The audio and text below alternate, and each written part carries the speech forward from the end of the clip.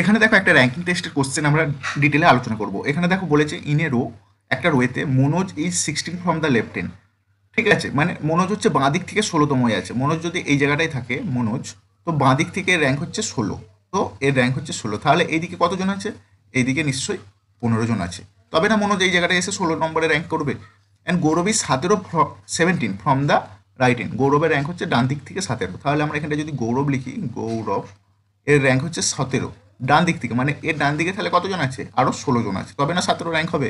Shubham is 5th to the right of Manoj. Shubham হচ্ছে মনোজের ডান দিক থেকে 5 নম্বরে, মানে এখানে হচ্ছে মনোজ আছে এর ডান দিকে, মানে 1 নাম্বার 2 নাম্বার 3 নাম্বার 4 নাম্বার, এখানে হচ্ছে শুভম।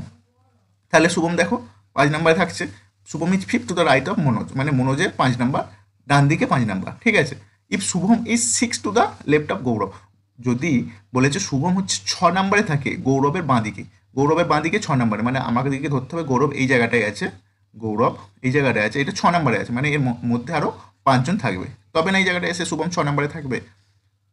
ঠিক আছে। আর দেখো আমরা প্রথমেই ধরে নিয়েছিলাম গৌরব যেখানটায় আছে তার ডান দিকে আরও 16 জন আছে, তো আমরা এখানটায় 16 জন লিখে নিলাম। তাহলে দেখো পুরো আমাদের যে সিকোয়েন্সে টোটাল কে কোন পজিশনে অবস্থান করছে আমরা পুরো ডিটেলে লিখে নিতে পারলাম। এরপরে যে আমাদের কোশ্চেনগুলো দেওয়া আছে কোশ্চেনগুলো আলোচনা করে নেবো। দেখো first question, rank of Manoj from the right hand. তাহলে এদিকে দেখো 15 জন আছে, এদিকে মনোজের র্যাঙ্ক হচ্ছে 16 নাম্বার, এর মাঝে আরও আছে 4 জন, তারপরে আছে শুভম, তারপরে আরও 5 জন আছে, তারপর গৌরব আছে, গৌরবের পরে আরও 16 জন আছে। বলেছে rank of Manoj from the right hand. Manoj হচ্ছে ডান দিক থেকে কততম আছে? বাঁ দিক থেকে দেখো 16তম আছে, কিন্তু ডান দিক থেকে দেখো 16, একে 17, একে 5 22, 23, 27, 28, 27 জনের পরে আছে, মানে মনোজ হচ্ছে ডান দিক থেকে 28তম। ঠিক আছে, 28তম র্যাঙ্কে আছে।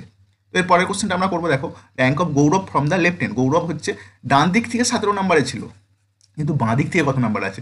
বাঁ দিক থেকে দেখো এদিকে 15, তারপর মনোজ 16, এদিকে 4 20, এদিকে শুভম 21, মাঝে আরও 5 জন 26, গৌরব দেখো তাহলে বাঁ দিক থেকে 27 র্যাঙ্কে আছে। ঠিক আছে। দেখো আরও যে কোশ্চেনগুলো দেওয়া আছে আমরা ডিটেলে আলোচনা করে নেবো। এর বলেছে rank of Shubham from the right hand. Shubham হচ্ছে ডান দিক থেকে কত নাম্বার আছে? ডান দিক থেকে শুভম ডান দিক থেকে দেখো কত নাম্বার আছে পেয়ে যাবো আমরা। শুভম হচ্ছে ডান দিক থেকে, এর ডান দিকে দেখো 16, একে 17, 5 22, তাহলে শুভম ডান দিক থেকে কত? 23 নাম্বারে আছে। তাহলে আমরা rank of Shubham from the right hand আমরা লিখে দিতে পারি 23 নাম্বারে আছে।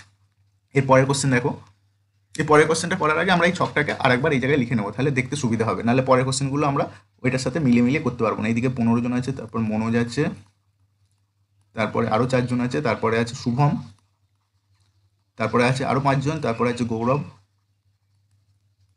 তারপরে আছে আরও 16 জন। দেখো বাকি কোশ্চেনগুলো এটা দেখে করে নেবো। Rank of Shubham from the left hand. Rank of Shubham, এই যে শুভম আছে বাঁ দিক থেকে কততম? দেখো 15, একে 16, 4 20, তাহলে শুভম আছে লেফট হ্যান্ড থেকে, মানে বাঁ দিক থেকে আছে 21তম। ঠিক আছে। দেখো পরের question, rank of Manoj from the left hand. Manoj হচ্ছে বাঁ দিক থেকে কততম আছে? Rank of Manoj from the left hand. Manoj দেখো বাঁ দিক থেকে 16তম বলেই দিয়েছে, প্রথমেই আমাদেরকে এখানে কোশ্চেনেই বলে দিয়েছিল rank of Manoj from the left hand is 16, 16তম। তো এই কোশ্চেনটা মানে এই কোশ্চেনের অ্যান্সারটা আমাদের যে মেন কোশ্চেন তার মধ্যেই লুকিয়ে আছে, তাহলে র্যাঙ্ক কত হবে? 16। দেখো last question, how many persons are there between Manoj and Gaurav. Manoj আর গৌরবের মধ্যে কতজন আছে? তোমাদের জন্য এটা হোমওয়ার্ক রইল। মনোজ আর গৌরবের মধ্যে কতজন আছে তোমরা সেটা কমেন্টে অবশ্যই অ্যান্সারটা রিপ্লাই করো।